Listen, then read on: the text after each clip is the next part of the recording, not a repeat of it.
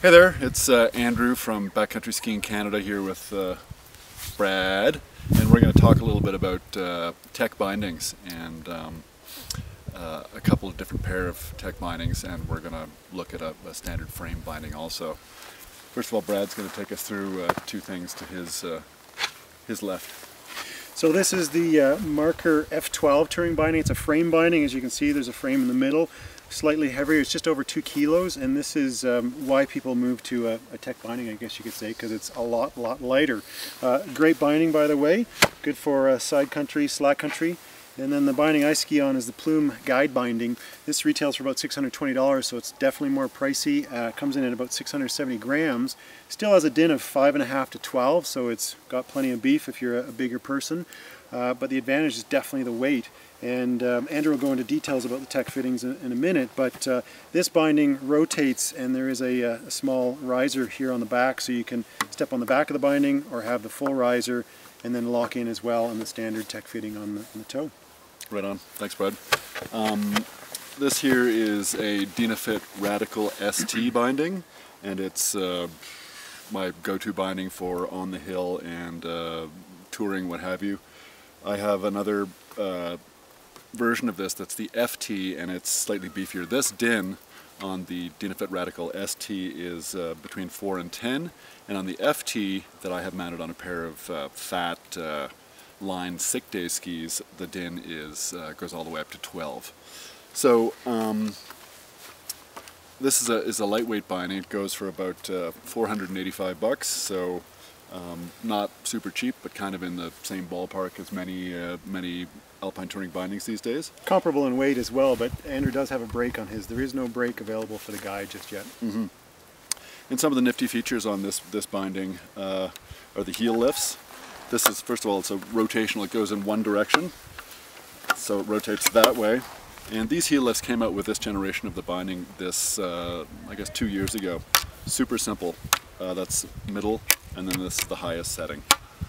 Also, the toes are specially designed and fit with a particular boot. And take a look at the boot. The boot actually has specific pinholes on the toes and a fitting on the back that fits into these 3 pins. This is in downhill mode. You're stepping into the binding like that, and the pins fit into the back of the heel of your boot. What else? That's in the lock position.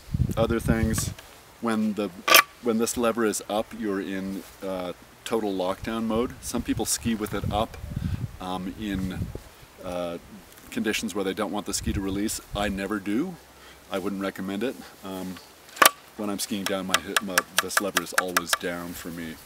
Alrighty, so we'll give you some details on this the tech system. It's key to realize that you need the boot that fits with the bindings for the system to work.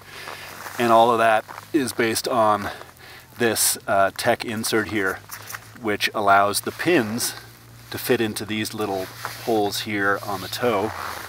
And also there's another fitting on the heel piece there where these 2 posts, I don't know if you can see those 2 posts fit into the heel. So I'll just show you. I'll get into the binding and it'll all make sense for you. There, click the toe in there. So your toe is attached there. Step in and you're good to go. Of note, this lever stays down in alpine mode, downhill mode, and clicks up for touring mode. Let me show you what happens with the touring mode. This is how you get out of the binding. Turn it either way, and then you rotate the heel piece here. Comme ça, one turn, and I'll get back into the binding the toes. There you see we're in touring mode. A great thing about this generation of Dynafit tech bindings is the heel lifter. As you can see, 1, 2, easily done with a pole, and there you're back to normal again. And that's basically it with tech bindings. As I say, I ski them at the hill, at the whitewater here, the area, and also tour with them. And I'm a total tech binding convert U-ski, some frame bindings, This is some tech bindings. my hill ski, and if I want to go for a quick side lap, and this is a dedicated, I'm going for a full day tour or a traverse. Right. Also, one other thing, there's a new binding coming out from G3 called the G3 Ion, and there's a video on our site that you can take a look at and check that out to see what the Ion looks like. It's another tech binding similar to these two with some other features. So that's basically the tech binding story. If you want to see other stories and other gear reviews, trip reports, and an active forum, go to backcountryskiingcanada.com. Thank you.